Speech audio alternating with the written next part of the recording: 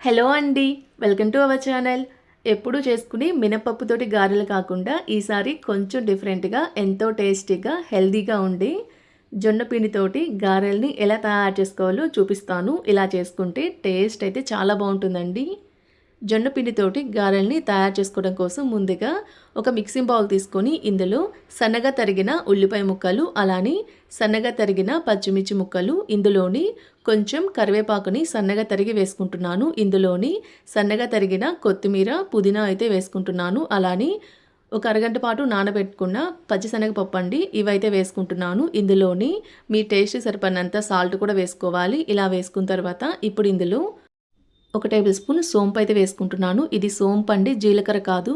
ఇలా వేసుకున్న తర్వాత ఇప్పుడు ఇందులో ఒక పావు టేబుల్ స్పూన్ గరం మసాలా, ఒక పావు టేబుల్ స్పూన్ పసుపు, ఇందులోని ఒక హాఫ్ టేబుల్ స్పూన్ కారం, ఒక హాఫ్ టేబుల్ స్పూన్ అల్లం వెల్లుల్లి పేస్ట్ అయితే వేసుకుంటున్నాను. ఇలా వేసుకొని 2 టేబుల్ స్పూన్ ఆయిల్ కూడా వేసుకుంటున్నాను. ఇలా వేసుకున్న తర్వాత మొత్తాన్ని కలిసే విధంగా ఒకసారి కలుపుకోవాలి.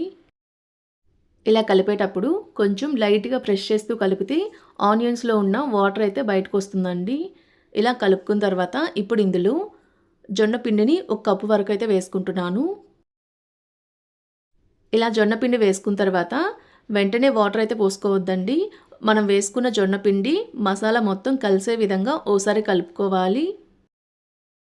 ఇలా పిండి మొత్తాన్ని కలిసే విధంగా ఓసారి కలుపుకోవాలి. ఇలా కలుపుకున్న తర్వాత ఇప్పుడు ఇందులో కొంచెం కొంచెంగా నీళ్ళైతే పోసుకుంటూ పిండి మొత్తాన్ని కలిసే విధంగా కలుపుకోవాలి.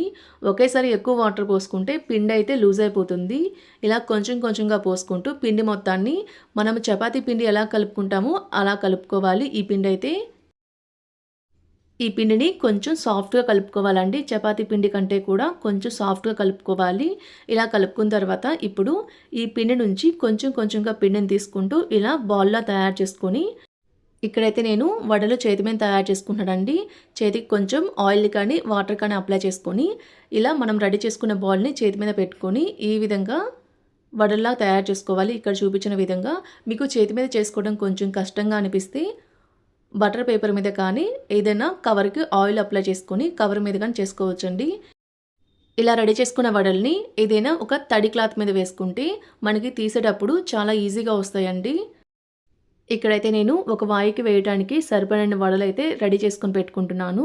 ఇలా రెడీ చేసుకున్న వడలు ఆయిల్లో వేసుకున్న తర్వాత నెక్స్ట్ వాయికి వడలు అయితే తయారు చేసుకొని పెట్టుకోవచ్చు.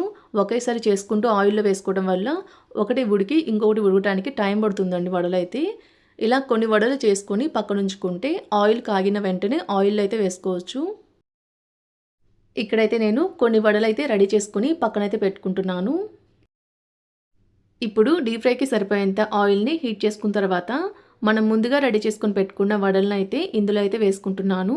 ప్యాన్కి సరిపోయిన వడలు అయితే వేసుకోవాలి. ఇలా వేసుకొని వెంటనే కదిలించకుండా 1 నిమిషం పాటు ఉడికిన తర్వాత మీడియం ఫ్లేమ్ మీద 2 సైడ్లకి తిప్పుతూ లైట్ గోల్డెన్ కలర్ వచ్చేంత వరకు ఫ్రై చేసుకోవాలి.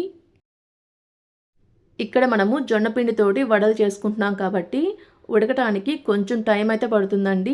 మీడియం ఫ్లేమ్ మీదే ఉడికించుకోవాలి. హై ఫ్లేమ్ మీద ఉడికించుకుంటే లోపల అయితే ఉడకదండి, పైన అయితే కలర్ వచ్చేస్తుంది వెంటనే. ఇలా మీడియం ఫ్లేమ్ మీద 2 సైడ్లకి తిప్పుతూ లైట్ గోల్డెన్ కలర్ వచ్చేంత వరకు ఫ్రై చేసుకున్న తర్వాత వీటి మొత్తాన్ని ఒక గిన్నెలో వేసుకోవాలి. ఇదే విధంగా మిగిలిన గారెలను కూడా ప్రిపేర్ చేసుకోవాలి. ఈ వడలైతే అస్సలకి ఆయిల్ పీల్చవు. మనము మీడియం ఫ్లేమ్ మీద లైట్ గోల్డెన్ కలర్ వచ్చేంత వరకు ఫ్రై చేసుకుంటున్నాం కాబట్టి క్రిస్పీగా ఉంటాయి వడలైతే, అంతే టేస్టీగా కూడా ఉంటాయి. మీరు కూడా ఒకసారి డెఫినెట్గా ట్రై చేయండి. ఎలా వచ్చాయో నాకు కామెంట్ చేయండి. మా వీడియో మీకు నచ్చినట్టయితే లైక్ చేయండి, షేర్ చేయండి. మా ఛానల్ని సబ్స్క్రైబ్ చేసుకోండి. Thanks for watching.